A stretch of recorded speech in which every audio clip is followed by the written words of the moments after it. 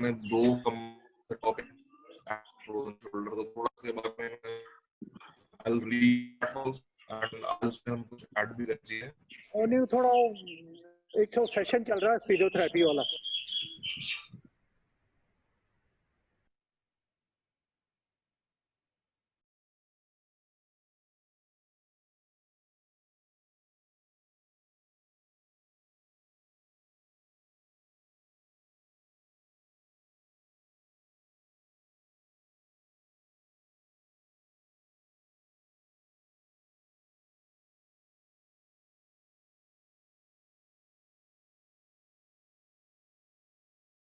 ठीक है।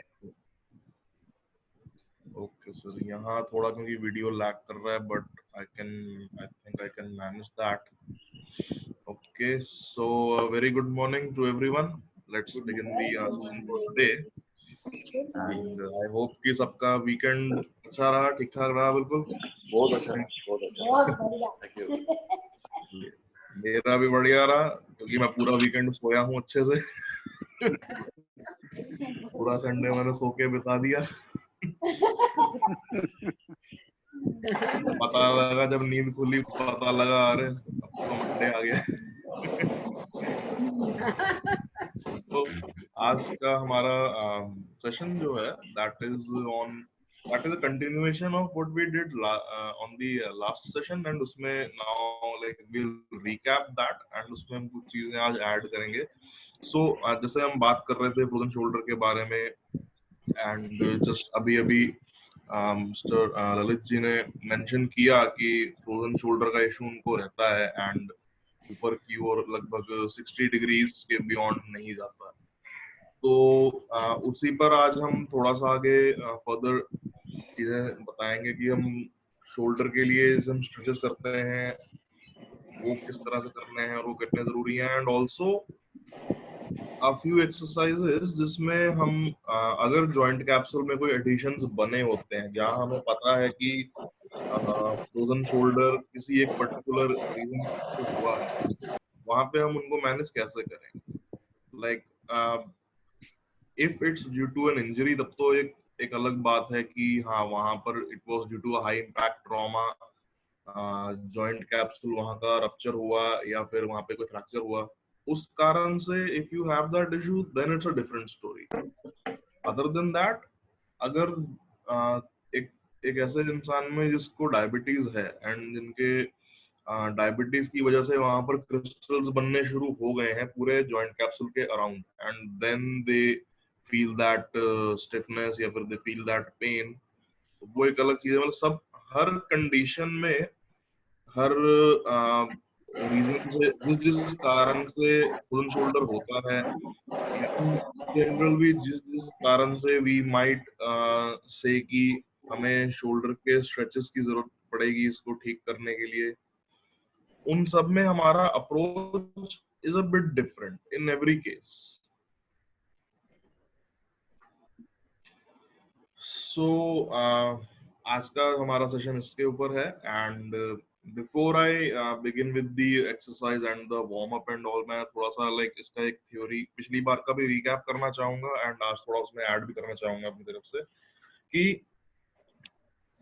Frozen shoulder अगर आप देखें तो not every pain is a frozen shoulder, but frozen shoulder में पेन होता जरूर है और काफी होता है स्टार्टिंग के मतलब इनिशियल स्टेजेस में जहां पर अभी रेंज थोड़ी बहुत होती है लेकिन ज्यादा मूव नहीं करते, नहीं करना चाहते अपने शोल्डर्स को क्योंकि वो इतना ज्यादा पेनफुल होता है कि उसमें प्रॉब्लम हो जाती है। एंड यूजुअली फ्रोजन शोल्डर की जब हम बात करते हैं तो it has to be treated in a physical therapy centre. वो घर पे एक्सरसाइज करने से ठीक हो जाता है, मैं ये नहीं कहता कि वो नहीं होता, but there are certain mobilisation techniques जो कि एक फिजिकल थेरेपी सेंटर पे जाके ही हो पाती हैं या फिर तब अगर फिजिकल थेरेपिस्ट आपके घर पे आते हैं घर पे करवा जाते हैं।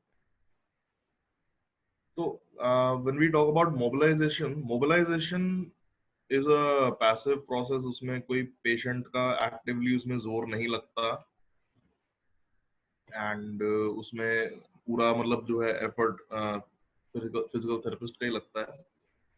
But apart from that, like I said कि हर कंडीशन में या हर फैक्टर जिसकी वजह से वो प्रॉब्लम हुई है उसमें हमारा अप्रोच थोड़ा सा चेंज हो जाता है। Approach change in the sense कि हम किस केस में प्रेफर करेंगे कि हम मोबिलाइज करें या ना करें। लाइक आई सेड कि अगर हम मोबिलाइजेशन करते हैं, it is most commonly done in cases जहां पर पेशेंट को डायबिटीज की वजह से शोल्डर में प्रॉब्लम हुई है।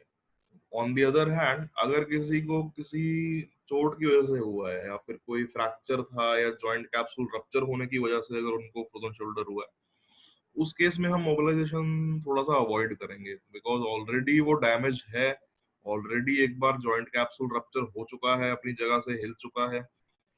हम उसको बार बार दोबारा झटका देके वहां से उसको बिगाड़ना नहीं चाहेंगे। So that in that case हमारा अगेन अप्रोच थोड़ा सा बदल जाता है। जहां तक हम बात करते हैं इसमें स्ट्रेचेस की, मोबिलाइजेशन तो एक हुआ पैसिव प्रोसेस की, अगर थेरेपिस्ट घर पे आए या आप उनके पास गए, उन्होंने कर दिया and you feel better for like एक पूरे सेशन के बाद जो जैसे हम ग्लाइड्स देते हैं जब किसी भी जॉइंट को मोबिलाइज करेंगे, not just for the shoulder, for any joint for that matter, वो रफली 48 आवर्स के लिए एकदम बढ़िया रहता है। उसके बाद दिन धीरे धीरे वो थोड़ा और स्लो डाउन होना शुरू हो जाता है। सो इसके सेशंस चलते हैं लगभग आई वुड से ऑलमोस्ट एक महीने के आसपास, मतलब depending on the patient and depending on how fast he can recover, तो लगभग 1 से 1.5 महीना उनको लग जाता है।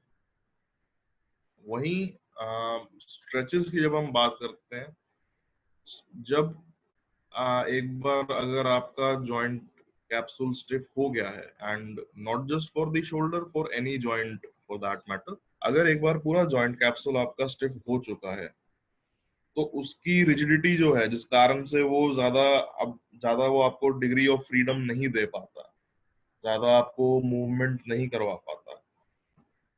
इन all those factors what you have to consider is कि आपको ना केवल स्ट्रेचिंग करनी है अपने जॉइंट की, आपको ना केवल अपने पूरे मसल्स की स्ट्रेचिंग करनी है, ना केवल अपने पूरे लिगामेंट्स की स्ट्रेचिंग करनी है, but at the same time आपको इस बात का ध्यान रखना है कि स्ट्रेचिंग करते समय आपके मसल्स की एक सर्टेन लेवल ऑफ इलास्टिसिटी है जो कि लाइक आई सेड कि पर्सन टू पर्सन वेरी करती है।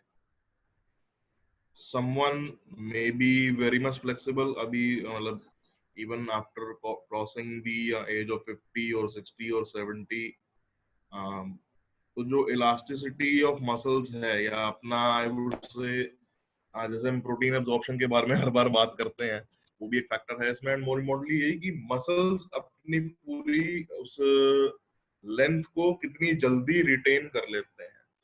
आपने एक बार स्ट्रेच किया, अच्छे से पूरा मसल में टेंशन बिल्डअप हुआ, देन रिलैक्स किया, मसल वापस अपनी जगह पे आ गए, कितनी जल्दी वो शेप को रिटेन करते हैं, that varies from person to person. So stretching करते हुए इस बात का ध्यान रखना है कि आप अपने उन मसल ग्रुप्स को उनकी जो आई वुड से जो लिमिट है, इलास्टिसिटी की जो उनकी लिमिट है, उसके बियॉन्ड पुश ना करें।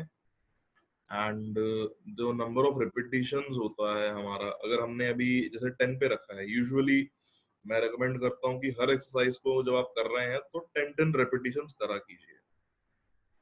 अगर किसी कारण से स्ट्रेचिंग करते समय या फिर कोई भी एक्सरसाइज करते समय आपको लग रहा है कि एग्रेवेट हो रहा है वो, तो उसको आप 10 से थोड़े रिपीटिशंस कम कर सकते हैं। You can do even 5 repetitions, तो भी उसमें कोई नुकसान नहीं है। सो ये तो हुआ स्ट्रेचिंग। देन पिछला एक जस्ट मैं रिकैप थोड़ा सा करना चाहूंगा। When I was talking about frozen shoulder या फिर adhesive capsulitis as we call it in medical terms, और उसके 3-4 और भी नाम होते हैं, but let's call it frozen shoulder for now. Muscular adhesions के कारण हो सकता है, it could be due to high impact trauma, like I said कोई फ्रैक्चर, या फिर if even if someone has a tendency of dislocating their shoulders very frequently, कई बार हमारा जो जॉइंट कैप्सूल ना होकर जो हमारा 4 मसल्स का एक ग्रुप होता है that we call the rotator cuff, वो समय के साथ थोड़ा सा वीक हो जाता है। And also in some cases it is a congenital condition, यानी कि जिनमें बाय बर्थ ही वो थोड़ा सा वीक होता है, उसका मसल बल्क थोड़ा सा कम होता है, because it's a hereditary thing.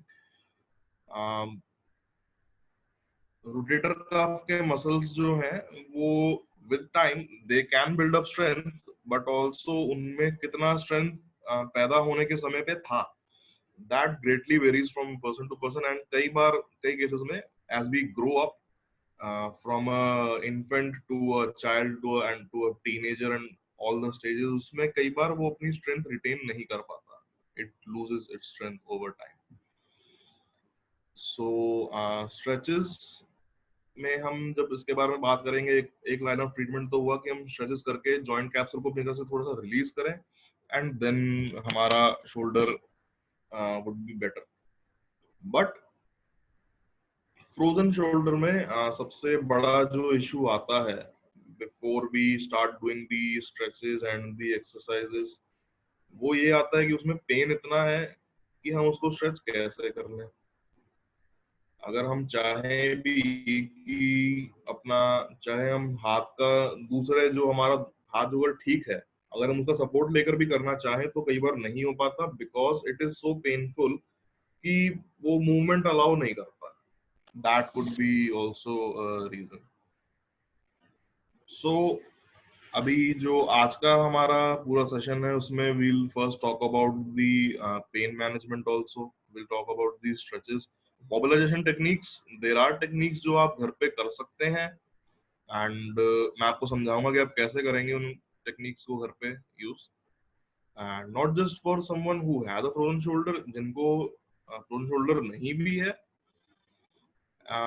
अपना जॉइंट को पूरा एकदम रिलैक्स रखने में, उसकी इलास्टिसिटी बनाए रखने में, and at the same time like I said कि लिगामेंट्स, क्योंकि लिगामेंट्स का ब्लड सप्लाई इतना अच्छा नहीं होता, and for that matter even nerve supply भी अच्छा नहीं होता है। सो उनकी फ्लेक्सिबिलिटी बनाए रखना in the long run is beneficial. So frozen shoulder जिनको है उनके लिए भी है एक्सरसाइज, और जिनके लिए इनको नहीं है उनके लिए, ताकि वो इसको प्रिवेंट कर पाए अपनी लाइफ में फ्यूचर में, ताकि किसी को ना हो, तो उसके लिए भी आप ये सब एक्सरसाइज अच्छे से कर सकते हैं। सो आज का सेशन मैं उसके साथ अब स्टार्ट करता हूँ। So first will do a quick warm up. Like I said कि हर बार जैसे मैं कहता हूँ कि पेरिफेरल्स से अपने ब्लड को वापस लाना बहुत जरूरी है। In every case, in every activity that we do, सबसे पहला काम हमारा यही होना चाहिए।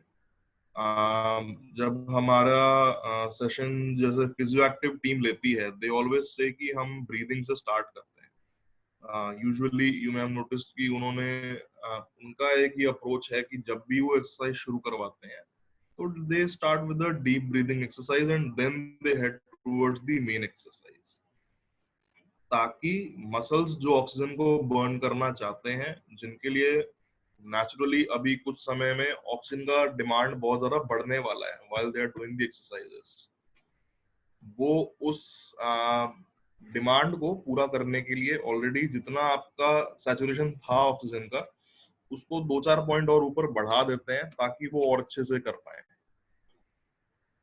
माय अप्रोच इज कि मैं ब्रीदिंग पर भी ध्यान देता हूँ, लेकिन एट द सेम टाइम जो मेरा एक जनरल अप्रोच रहा है towards my patients and towards doing the sessions, वो ये रहा है कि पेरिफेरल से जब आप ब्लड को वापस लाते हैं, आपका हार्ट में जब रिटर्न अच्छा होता है, वीनस रिटर्न थोड़ा बेटर होता है, इंप्रूव होता है, तो नेचुरली आप एक्सरसाइज अच्छे से कर पाते हैं।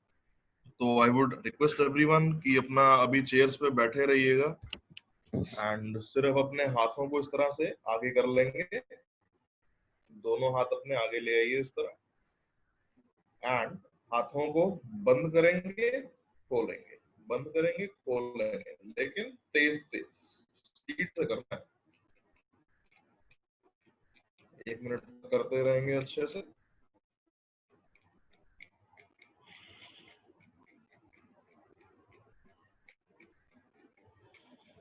लाइक ऐसे कि अगर आपको फोर आर्म में टेंशन बिल्डअप होती फील हो रही है, मतलब आप बिल्कुल सही कर रहे हैं।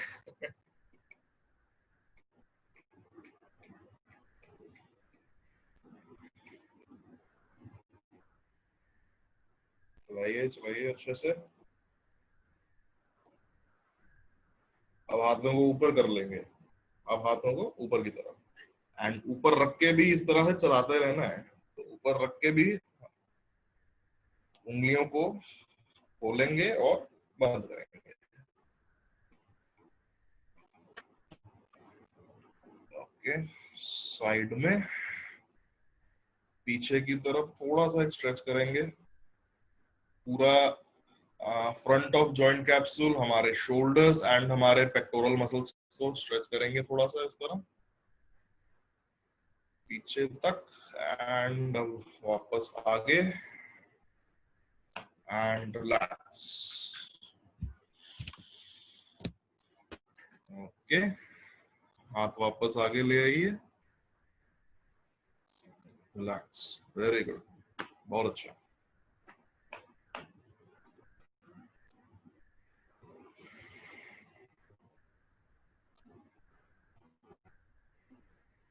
लाइक आई से कि जब फोर आर्म मसल्स में टेंशन बिल्डअप होती है, एंड व्हेन वी से कि जो हमारा पूरा फोर आर्म मसल्स से जितना भी ब्लड है वो हार्ट में वापस आता है, तो उसके लिए एक तो हुआ कि हमने वार्म अप किया, स्ट्रेचिंग किया पीछे की तरफ।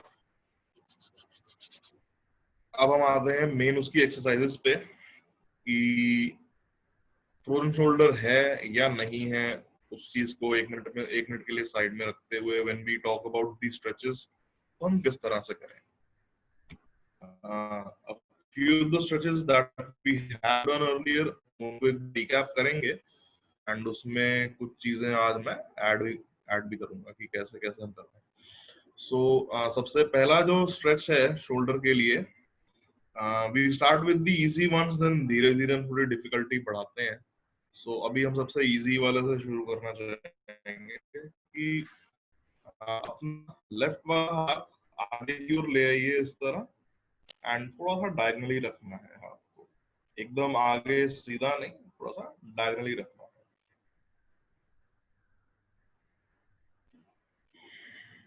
ओके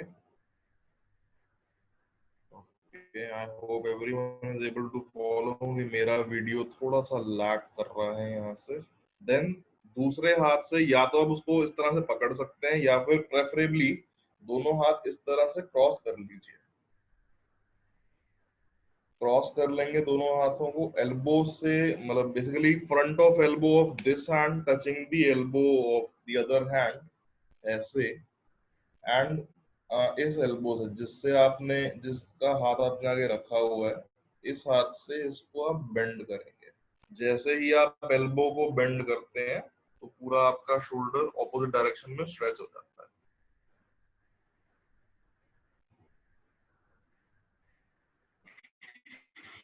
है। इस तरह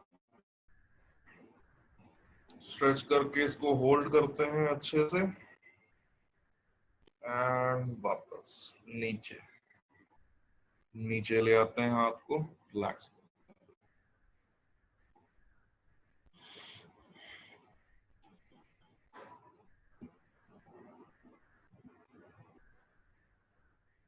ठीक है, now for the opposite hand, दूसरा हाथ भी आगे लाएंगे, ऐसे डायगोनली साइड में ले जाएंगे, and with the opposite hand elbows को क्रॉस करेंगे इस तरह, एंड कुछ नहीं करना, सिर्फ इस एल्बो को बेंड करना है अपनी तरफ, तो अपने आप पूरा आपका शोल्डर इस डायरेक्शन में आ जाता है।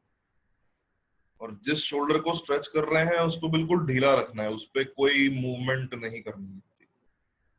एंड जितना स्लो करें, आराम से करें, बिना कोई झटका दिए, उतना अच्छा है। And if anyone has a issue of frozen shoulder, हाथ अगर इतना ऊपर नहीं उठ पाता, अगर आप हाथ को नीचे इस तरह से भी रख लेते हैं, ऐसे नीचे की ओर रख के भी, इस तरह से नीचे रख के डायगनली, और आप सिर्फ इस हाथ से इसको पुल कर लें अपनी तरफ को, तो भी एक स्ट्रेच आ जाता है। That is in case frozen shoulder के केस में अगर आपका जो जॉइंट का रेंज है वो बहुत ज्यादा कॉम्प्रोमाइज्ड है, अगर नहीं है, अगर आप कर पाते हैं, देन प्लीज हाथ को आगे रखिए।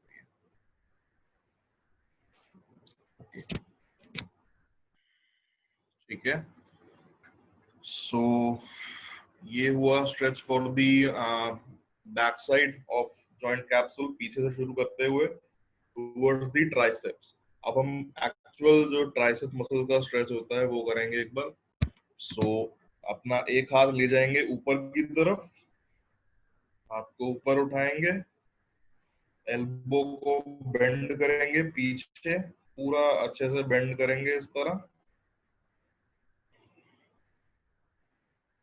अब मसल्स मतलब यहाँ पे शोल्डर पे ज्यादा मूवमेंट नहीं होना चाहिए, शोल्डर पे एकदम रिलैक्स रखेंगे। आप चाहें तो या तो आप अपना हाथ इस तरह से रख सकते हैं पीछे कंधे के पास, या फिर सिर के पास पीछे यहाँ पे। प्रेफरेबली सिर के पास रखें तो ज्यादा अच्छा रहता है, because it's we to support. And दूसरे हाथ से इसको ऐसे ले जाएंगे पीछे की तरफ, सीधे होके बैठेंगे बिल्कुल, एंड इसको अब हम पुश करेंगे जितना किया जाए सिर के ऊपर से।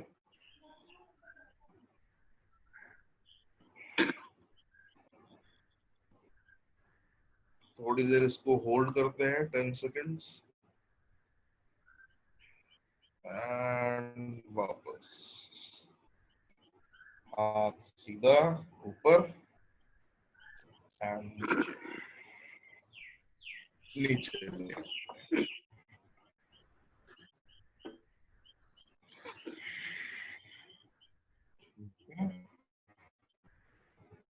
हाथ नीचे से रिलैक्स करिए। Now we do with the opposite hand. So ये वाला हाथ भी पहले ऊपर इस तरह, देन एल्बो बेंड, देन हाथ को पीछे से मतलब सिर के ऊपर से इस तरह से पकड़ेंगे एल्बो के टिप को और पुल करेंगे पीछे की तरफ।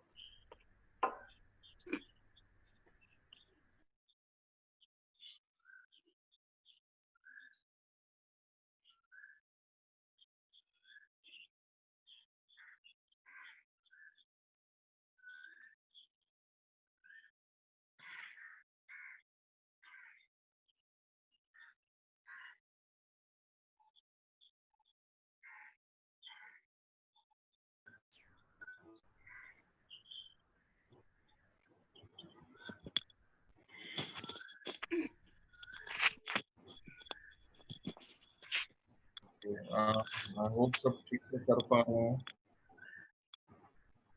मैं आज सबको इंडिविजुअली सुपरवाइज नहीं कर पाऊंगा क्योंकि आज मेरा इंटरनेट यहाँ पर बहुत परेशान कर रहा है, सुबह से लाइट गई हुई है, सो वाईफाई आज चल नहीं रहा। चलिए ओके, एक बार और ये वाला स्ट्रेच हम रिपीट करते हैं फॉर दिस साइड, क्योंकि बीच में आई थिंक वीडियो पॉज हो गया था, एंड जस्ट आगे एक बार ये दोबारा से रिकैप हो जाए। अपना हाथ को ऊपर की तरफ उठाएंगे, एल्बो को करेंगे बेंड, दूसरे हाथ से सिर के ऊपर से ले जाते हुए एल्बो को पकड़ेंगे अच्छे से एंड पुल करेंगे पीछे की तरफ। इसका एक तरीका और ये भी है कि अगर आप इस तरह से रखें, आप ऐसे भी इसको पीछे की ओर यहाँ से रख के पुश कर सकते हैं, बट आई रिकमेंड कि इस तरह से करें तो थोड़ा इस हाथ का प्रेशर कम लगता है। ऐसे रखें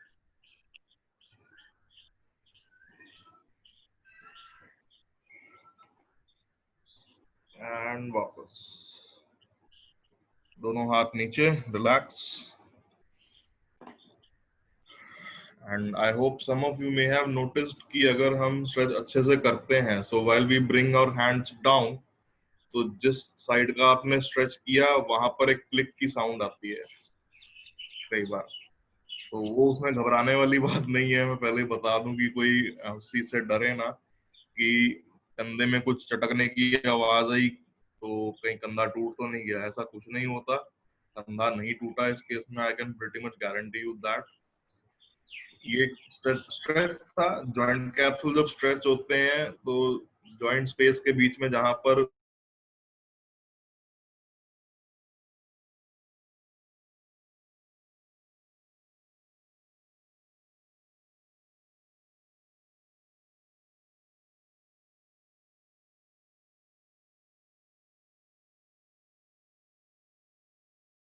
दिखा देता हूँ। आई गेस वो कैमरे में दिख नहीं रहा होगा। अगर आप अपने चेयर पे बैठे हैं तो जो चेयर का आपका आर्मरेस्ट है दोनों तरफ, उससे हाथ सिर्फ इस तरह से लगभग 2 या 3 इंच ऊपर आप, क्योंकि ऊपर की ओर I understand if you have a frozen shoulder तो उठाने और उसमें बहुत मुश्किल होती होगी। सो इस तरह से रखिए हाथों को एंड इनको सिर्फ पीछे की ओर ऐसे ले जाइए, पीछे की तरफ। जितना पीछे आप इनको जा सकते हैं व्हाइल सिटिंग स्ट्रेट, एंड वापस आगे ले आइए। ऐसे रखिए, सामने की ओर देखेंगे, नीचे नहीं देखना। पूरा हमारे अपर बैक से जोर लगता है इस केस में, सो यू डू दिस, पीछे की तरफ एल्बो स्ट्रेट रखते हुए, जितना अच्छे से पुल कर पाए।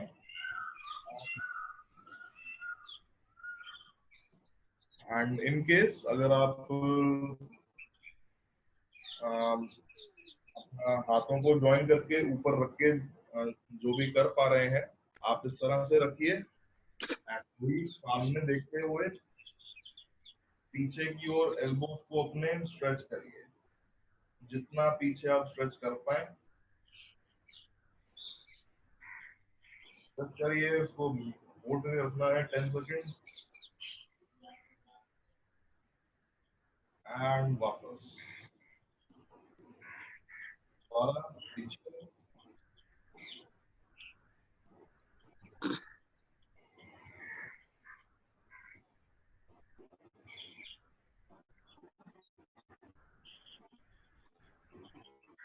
वापस एक बार और पीछे की तरफ स्ट्रेच करेंगे इसको, आप पीछे ले जा पाए एंड उसको होल्ड करेंगे।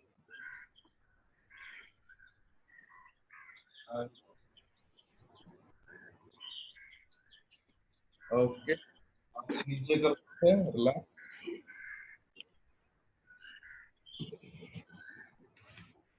चलिए, ये था for the front of joint capsule and your pectoral muscles. And like I said कि अगर कोई डिफिकल्टी होती है, किसी कारण से लगता है कि एक पर्टिकुलर स्ट्रेच नहीं हो पाएगा, तो हमेशा उसका एक ऑल्टरनेटिव भी होता है। अगर हाथ पीछे ऐसे रख के स्ट्रेच नहीं कर पाते हैं किसी कारण से, like I said if someone has frozen shoulder, से ललित जी को भी थोड़ी सी प्रॉब्लम हो रही है ये करने में, सो हाथ को नीचे ऐसे हवा में रख के भी अगर आप पुल करें पीछे की तरफ, तो that in itself gives a good pull for your front joint capsule and also for your pectoral.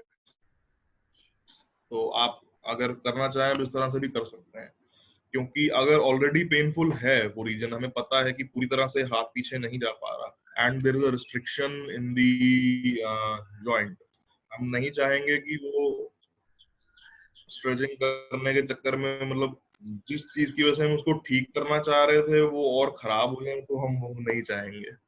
सो आप just keep that in mind and please इस बात का ध्यान रखिएगा आप अच्छे से।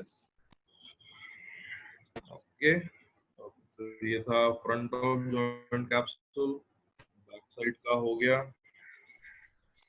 अब ये जितने भी स्ट्रेचेस अभी तक हमने किए, ये तो थे active stretches. Active stretches being जिसमें हमारा पूरा एफर्ट लग रहा है। अभी हमने ज्यादातर 2 या 3 रेपिटेशंस करे हैं। अगर आप इसके 10 रेपिटेशंस करने बैठे हैं तो this takes some time also, this takes energy also.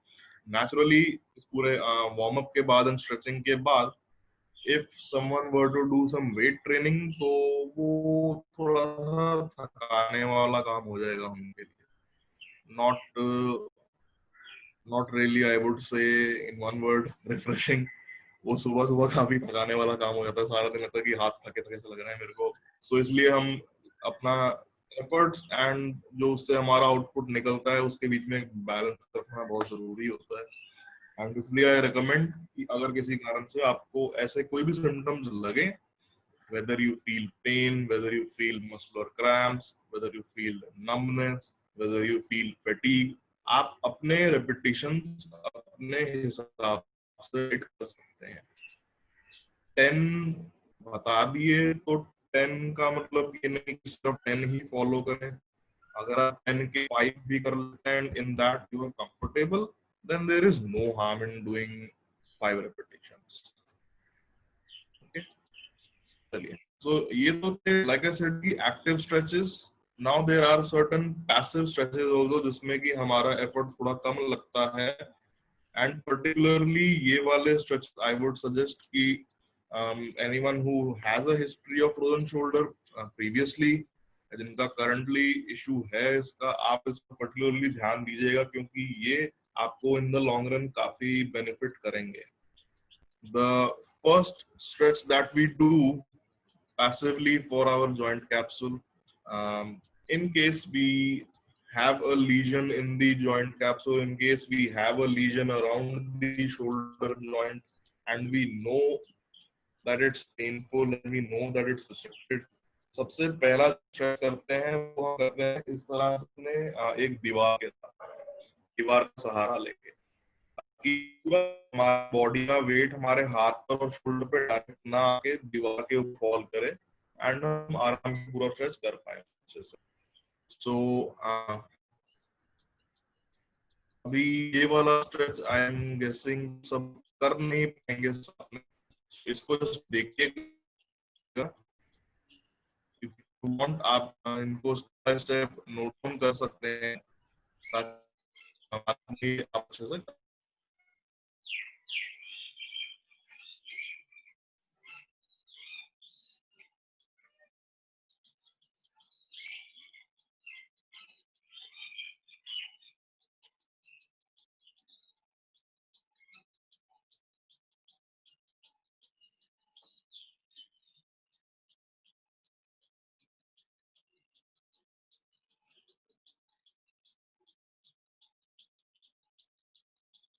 Okay,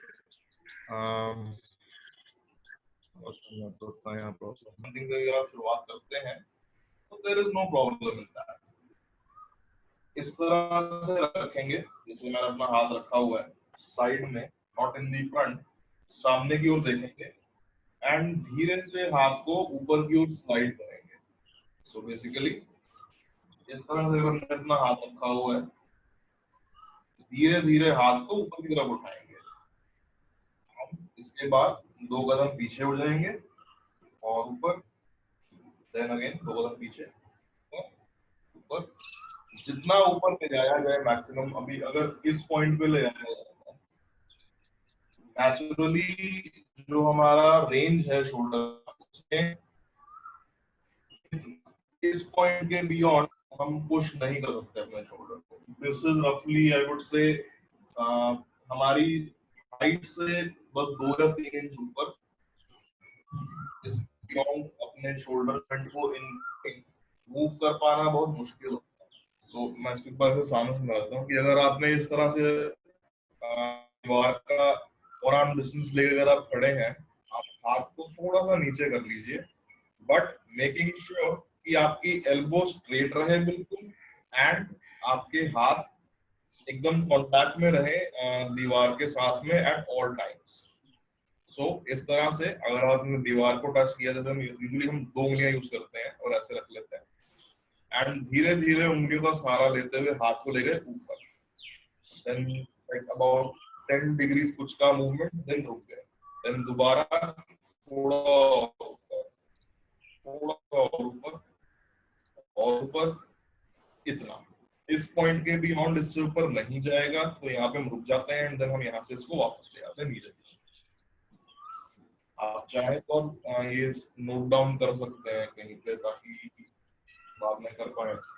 okay, तो ये तो हुआ साइड में। Now we do for the front also.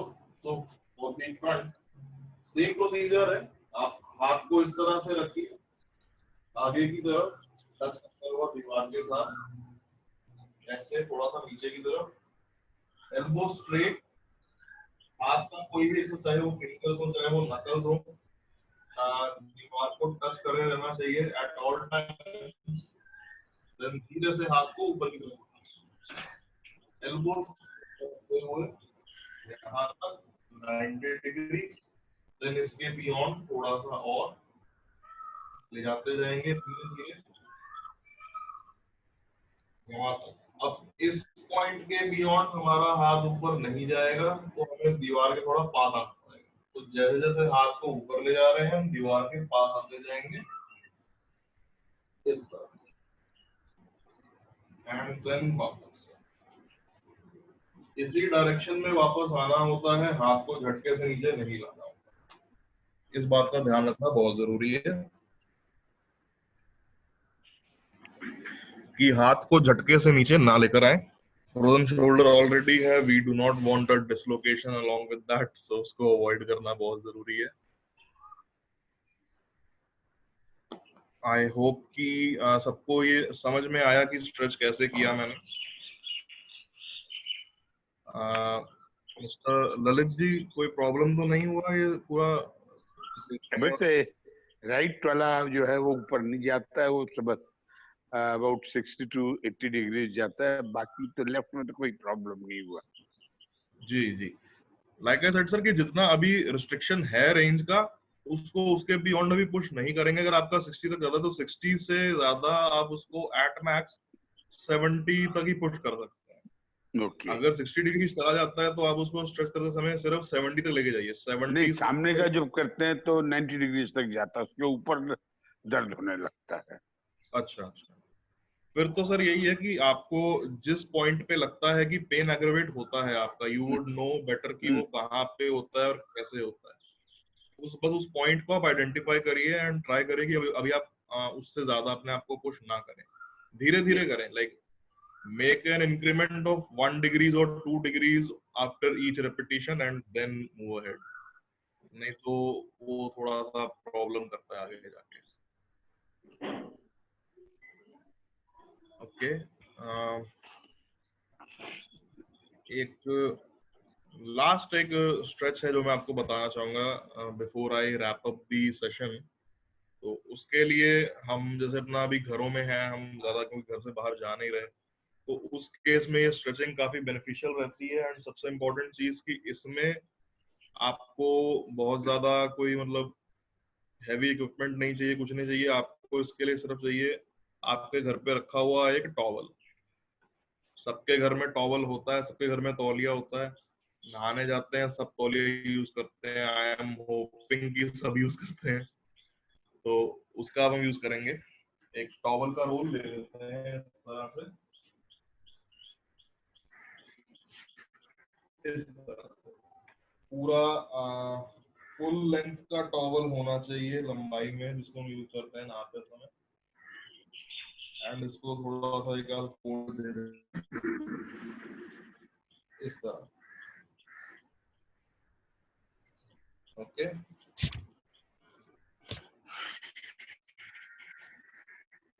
I hope कि विजिबल है सबको। विजुअल है।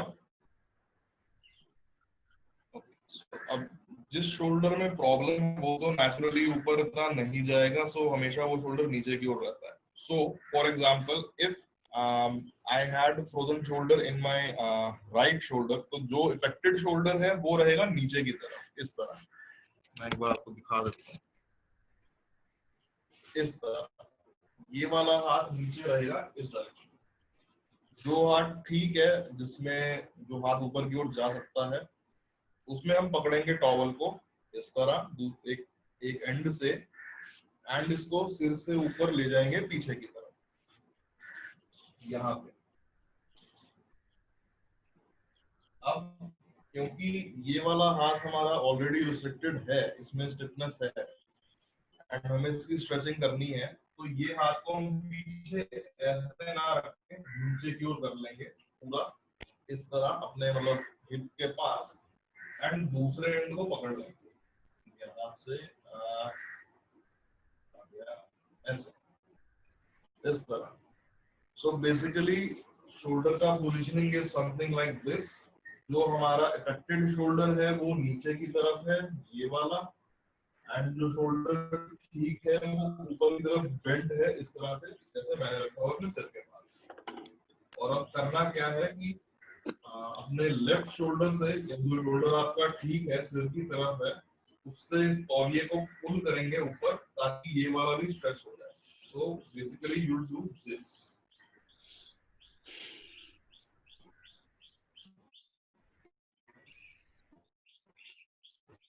And okay.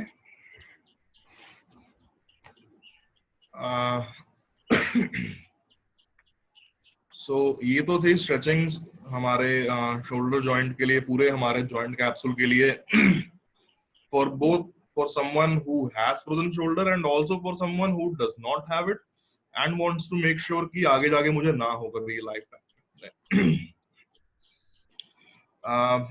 थोड़ी सी एक्सरसाइजेस जो आज मैंने बताई हैं, थोड़े जो स्ट्रेचेस बताए हैं वो ट्रिकी हैं, आई नो, कि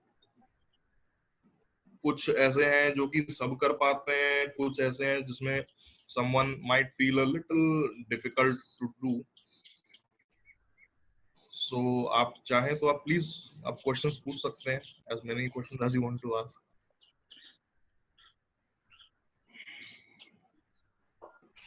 Somebody has told me to do one exercise. Am I audible? हाँ जी sir, I am using the walking stick.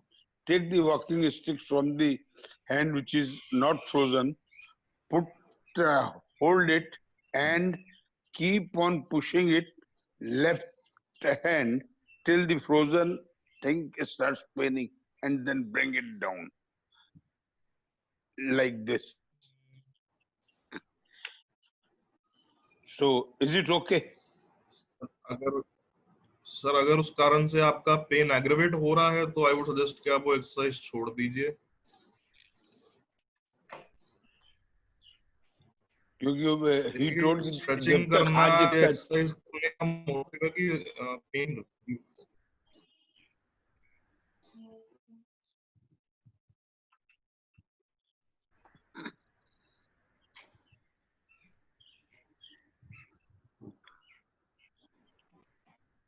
गाड़ी वाला गिलास ले आना, गर्म पानी का गिलास।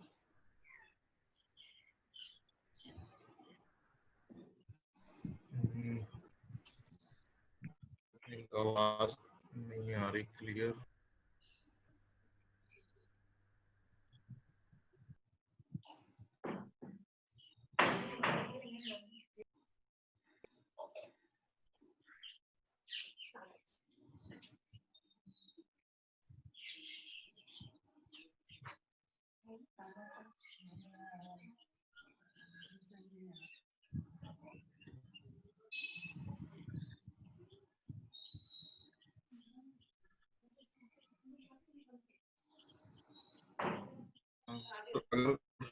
आपको प्लीज रिपीट करना पड़ेगा।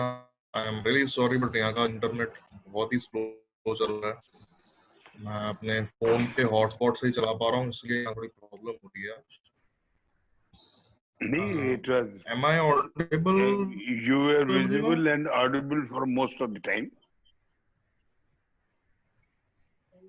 पता नहीं यहाँ पे वीडियो बहुत लैग कर रहा है, यहाँ का। नो प्रॉब्लम अनुराग, आपने बिल्कुल कन्वे कर दिया अच्छी तरह। और डिपेंड्स ऑन इंडिविजुअल के पेन हो तो रोक लो। स्ट्रेचिंग आपने जो कहा है बहुत अच्छा लगा।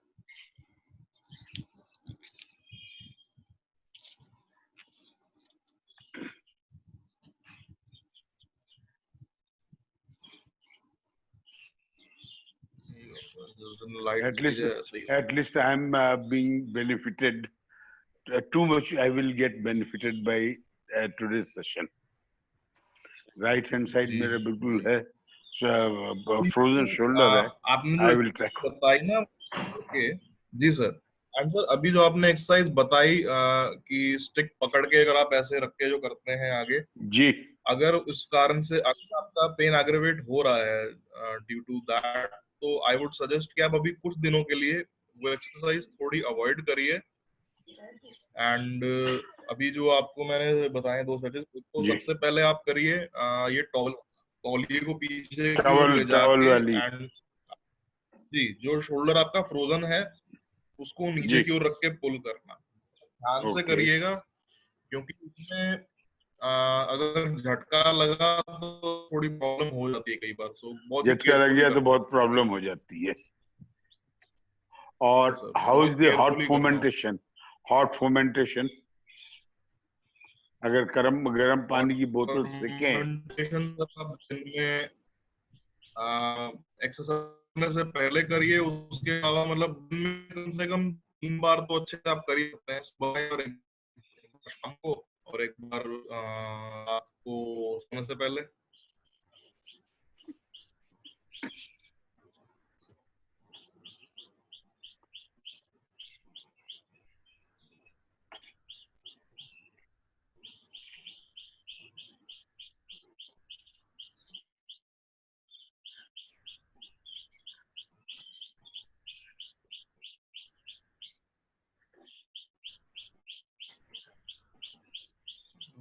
Okay.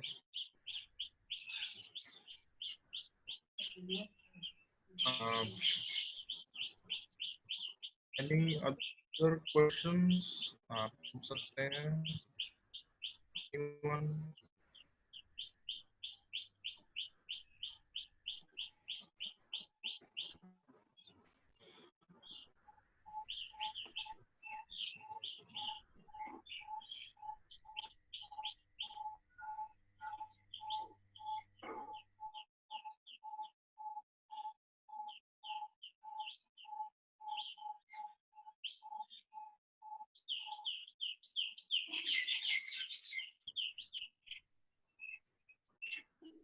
Anurag, thank you so much for the nice lecture.